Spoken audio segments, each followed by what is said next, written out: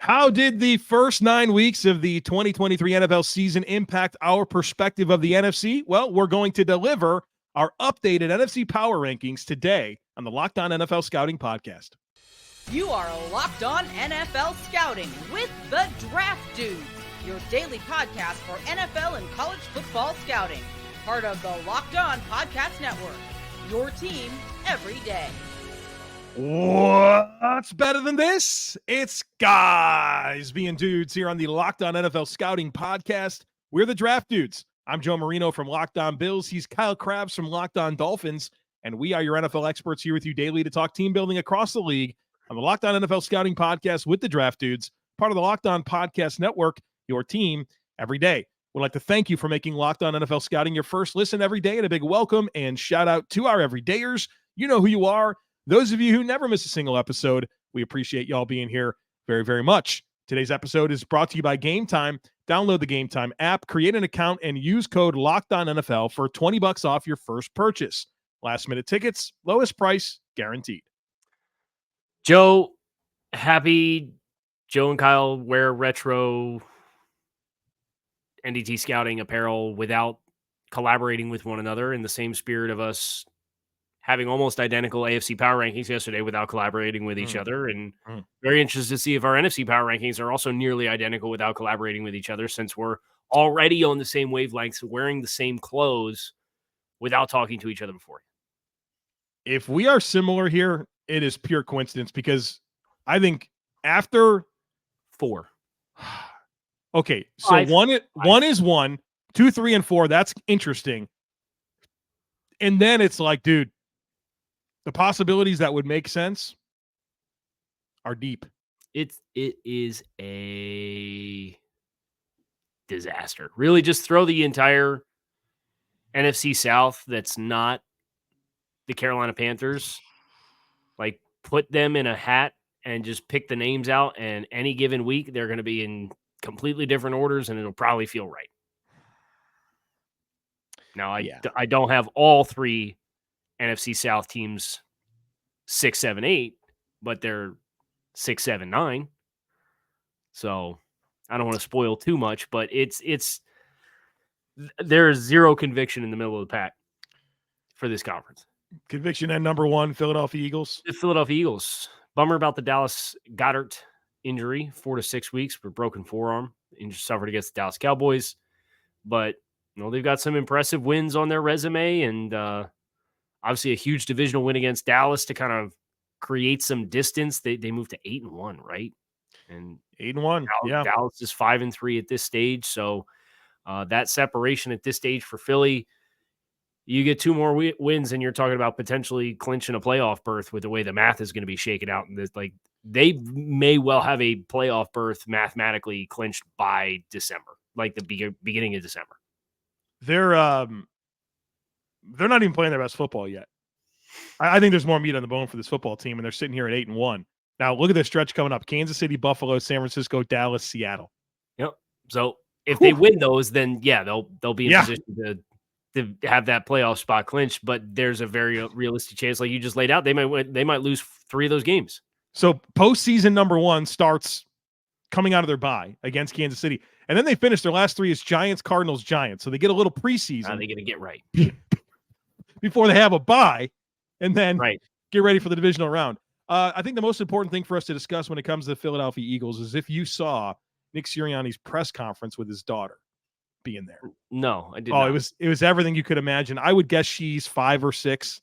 And after the game, she sat next to him during the press conference, and it was anything that you would expect a 5 or a 6-year-old little girl try to be able to do, just making funny faces the whole time, like pulling at her dad's shirt. And it was wholesome, and it was really nice. I think, I don't know, I could see myself, if I was an NFL head coach, just put my daughter right there and get through the press conference and see how the media responds to that dynamic. But it was good, wholesome, and cute. Give me more of wholesome Nick Sirianni instead of responding to questions about tush push Nick Sirianni.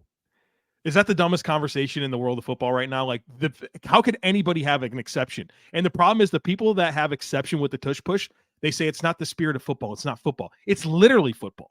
Like at its core, Right. It's what it is. When you boil down what football was at its roots, Right. it's very much that same. Yeah. Okay. Eagles are 1. Eagles are 1. Who is the next best team that has proper context for why their record is what it says that it is right now? And that's the San Francisco 49ers. I have them at 2. Ooh. I don't have them at 2.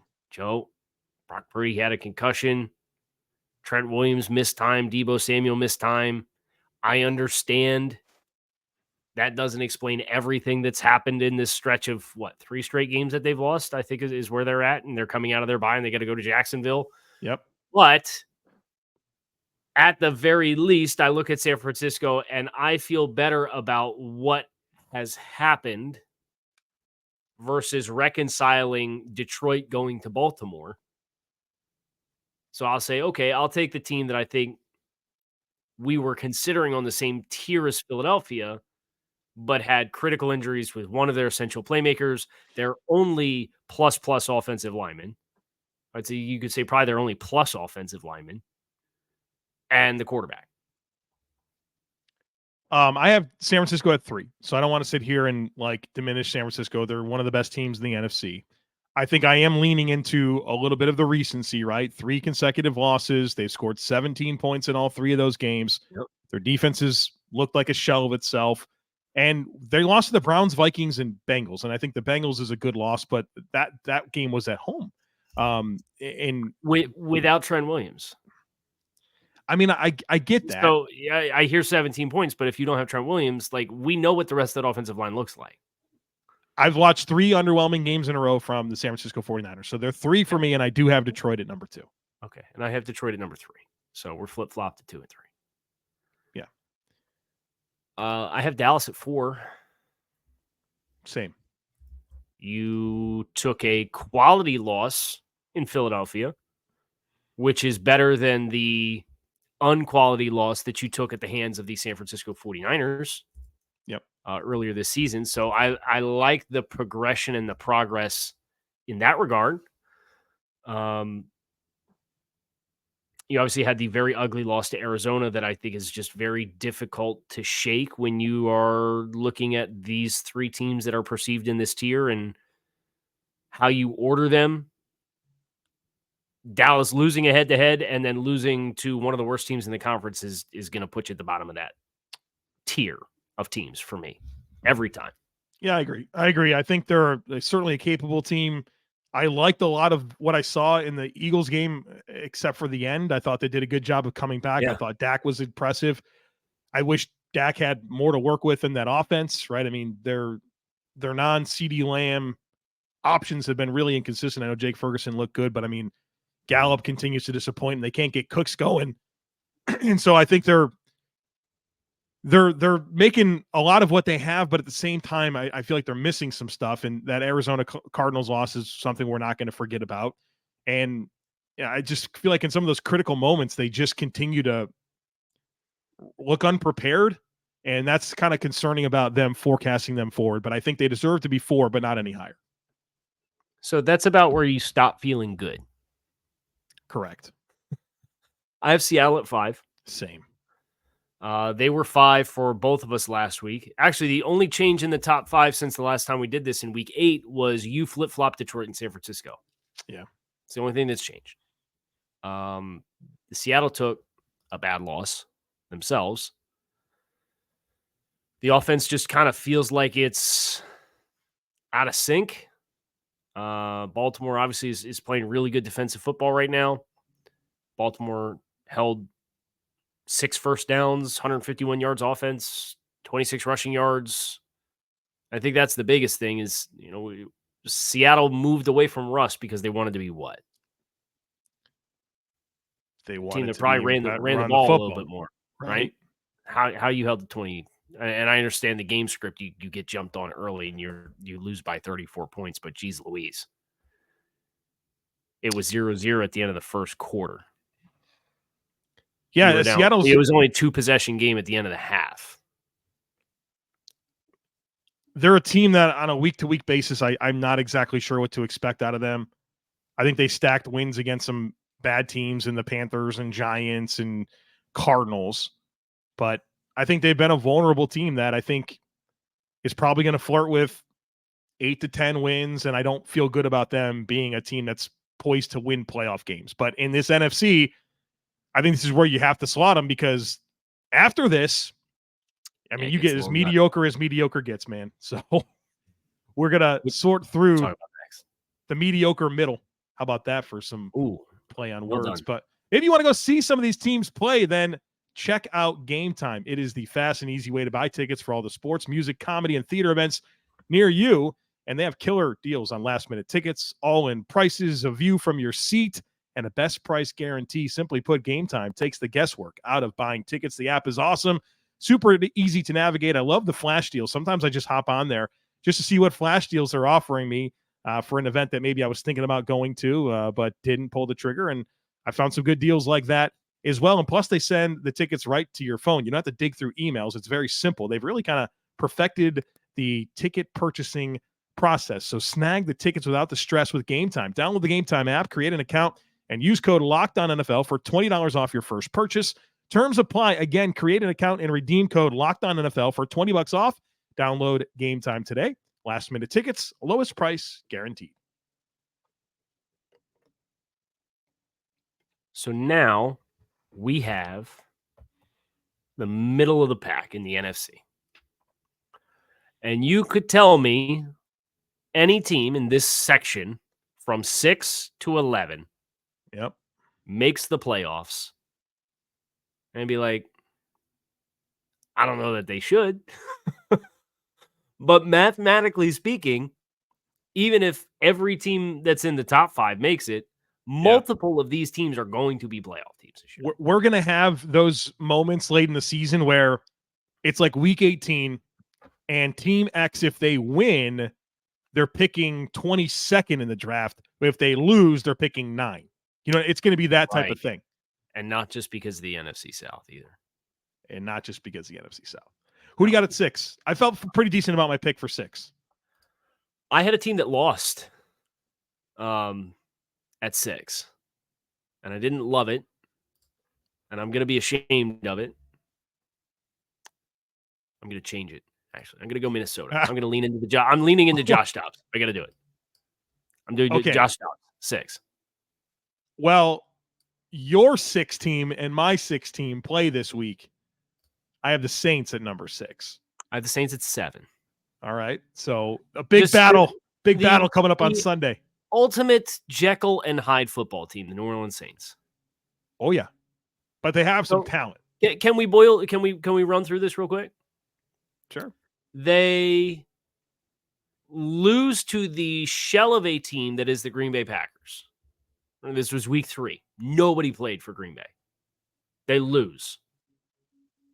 They lose to the Tampa Bay Buccaneers by 17 points. And they turn the ball over 3 times, have less than 200 yards of offense. They beat the Patriots 34-0. Then they lose to the Texans. They lose to the Jaguars. Both of those were 1-score games, but the offense showed some life. Offense has big-time life, 38 points against the Indianapolis Colts, 511 yards. And then if not for 5 turnovers defensively, you probably don't beat the Bears. Right. Who knows what to expect from the Saints? Who knows? And now you're at Minnesota and at Atlanta and then home against Detroit the next 3 weeks. They're going to lose 2 of them. They're going to be 6-6, and they'll probably be in first place in that division. But 6-6, but having a compelling case to be the 6th team in the NFC. Right. Yeah, I think the reason I put the Saints over the Vikings is kind of leaning into something that I think you said, is kind of buying into the talent, right? I know that the results, and there's a lot to be impressed with Minnesota and how they've overcome a lot of adversity and keep still finding ways to win. But at the end of the day, I think the better team is the Saints. Like, I think they have more in their bag to win football games. Yeah, so I put them coaching is the difference. That's what the Vikings are going to give you. Yeah, that's why New Orleans is going to float around 500 all year, because they are a more talented team. They should not be a 500 football team. No, not with their schedule and their division, right? Like, right. They should run away with the damn thing. Right. And I feel like every time we went through and did the thing, we cooled off a little bit more, a little bit more, a little bit more, a little bit more on the Saints. Yeah. So, do you have the Vikings at 7? I do. Yeah. Okay. So then we just have 6 and 7 flip-flopped at 8. Well, we got to check on the Vikings point differential. Do you have that handy? Oh, yeah, I do, actually. Big storyline of the year, obviously. Important of anything They that we're doing. are plus 16. Let's go. Most Plus improbable 16 point football team, differential. man. And they've already lost as many games. You said less than 13 wins, right? Or did you say losing record? I don't remember. It was something like losing record, but positive point differential. Something like that. Yeah.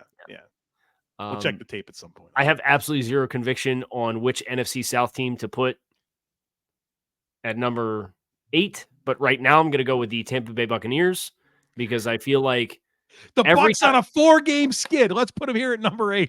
Every time Arthur Smith talks, I like him less.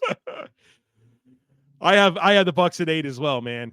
It's hard to do it, right? Because they have lost their last 4 games, and I mean, that last one was bad. You know that's supposed to be the spine of your team is that defense, right? And you gave up 39 points and a 2-minute drive to a rookie quarterback to lose the game. They played the Bills the week before, and they did the same thing against Houston. They're playing these corners like off coverage. You have Jamel Dean and Carlton Davis. Get those guys in the face of players, especially the entire point of those body types. Nico Collins and Noah Brown and Gabe Davis. Those guys ate you up, and those are exactly the receivers that you get in the face of. And trust Jamel Dean and Carlton Davis to disrupt them. I don't know, man. The Bucs are a team that I feel like over the last 2 years, I have watched them play and come away with the most questions about player utilization, strategy, and playing to your team's strengths. It is bad.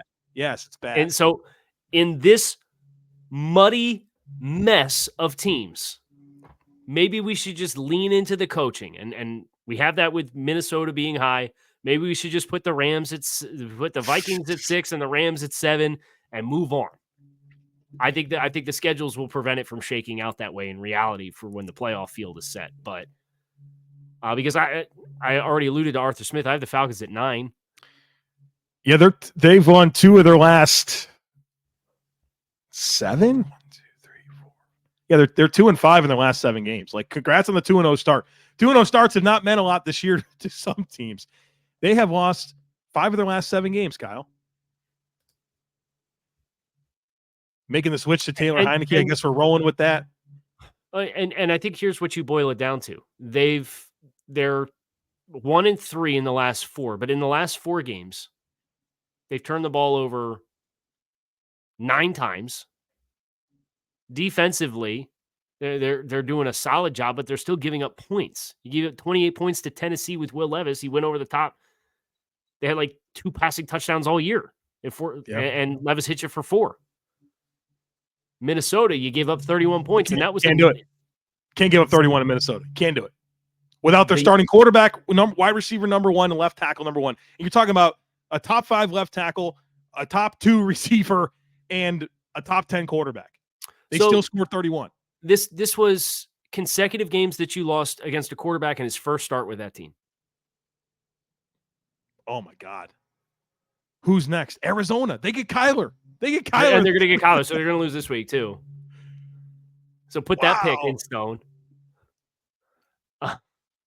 And maybe Robert Saleh will finally bench Zach Wilson for Trevor Siemian come week 13 when they play at New York Jets. Too. Or it's Aaron Rodgers' debut. No, because he still started the first game of the season, so that wouldn't count. Oh, it was 3 plays, 4 plays?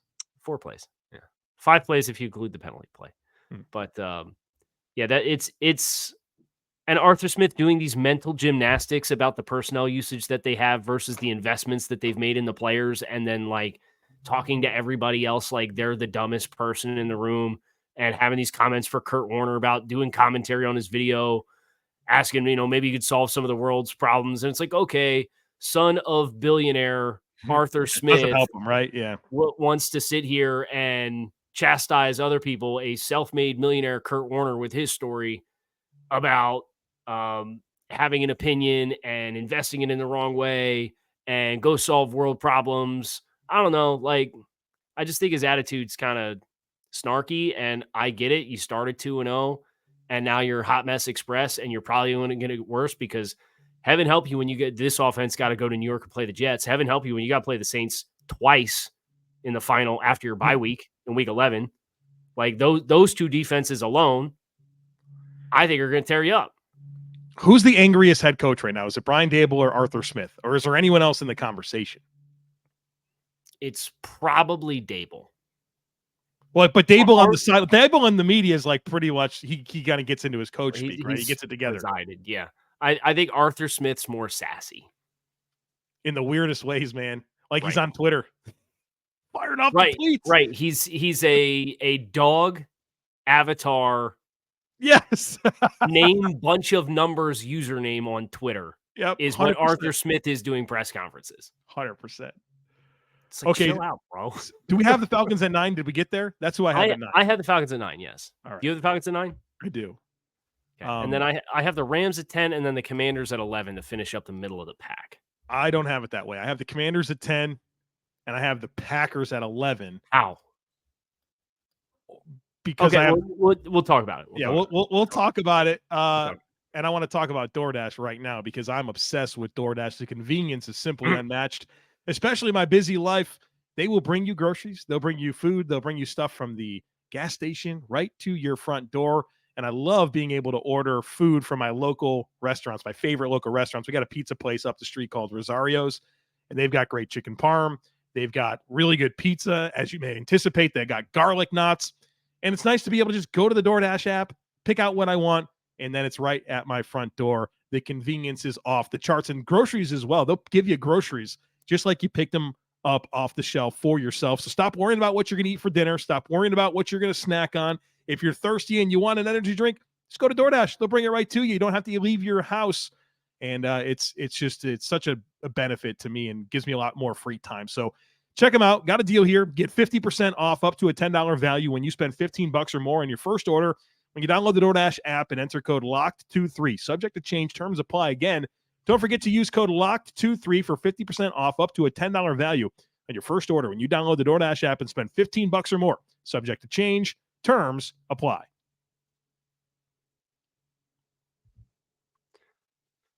Okay, so you have the Packers at 11 above the Rams. Yeah. Is this just because Matthew Stafford's hurt? Well, the Packers just beat the Rams 20-3. I understand that because Matthew Stafford was hurt. Right, I get that. We said we were getting out of the chapter. They lost their last 3. They've lost 4 of their last 5. They've won 2 of their last 7 games. They stink. I know.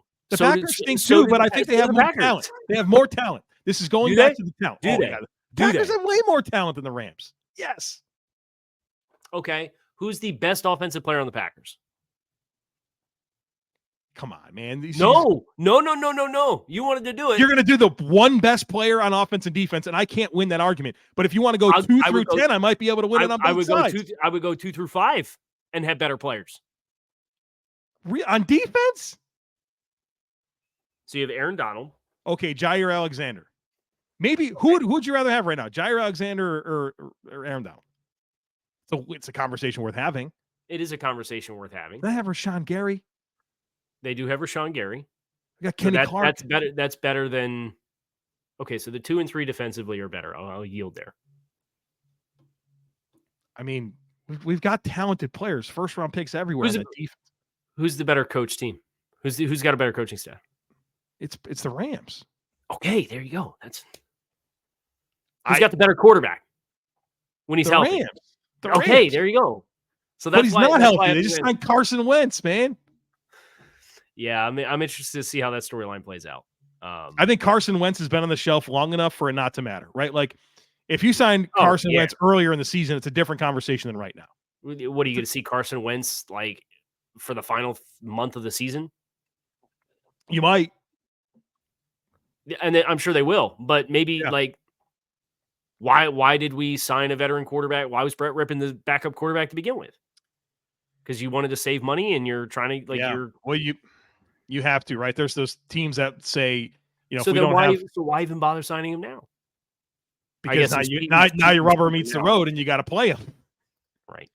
I don't know. The backup quarterback conversation is so fascinating where it's like, you want to be one snap away from having a chance, but like, if you don't have your quarter starter, do you have a chance? Like it's a complicated conversation, but the NFL is using more quarterbacks than ever, right? Like Last year was the most different quarterbacks that started a game, and I feel like we're ahead of the curve this year once again. So how much emphasis do you want to put there? That's a fun conversation for another day.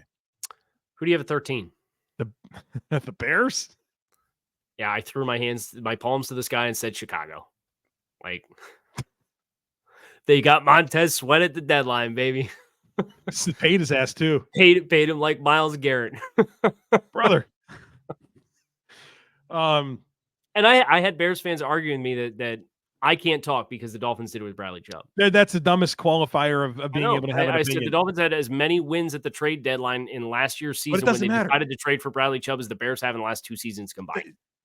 It doesn't matter what your rooting interest does or doesn't do. That has nothing to do with your ability to apply football knowledge to the rest of the league. They said, "Oh, you gave up a 1 for Bradley Chubb." I said, "Yeah, 1 was going to be in the 20s, and you gave up a 2 with the price of tea in China. It's going to be a 2 that's going to be in the 30s. You gave up for Montez Sweat. Right, paid him more. He got $19 million more in guaranteed money on his contract than Bradley Chubb did. You should have been like, you just did this Chase Claypool trade for pick 32, and we just got him back for you for a pick swap in the 7th round. Well, and the whole argument, and obviously this isn't the spirit of the Power Ranking show, but we're talking about it really. The argument from a lot of Bears fans that I've seen is, well, you got him. You got him in the building.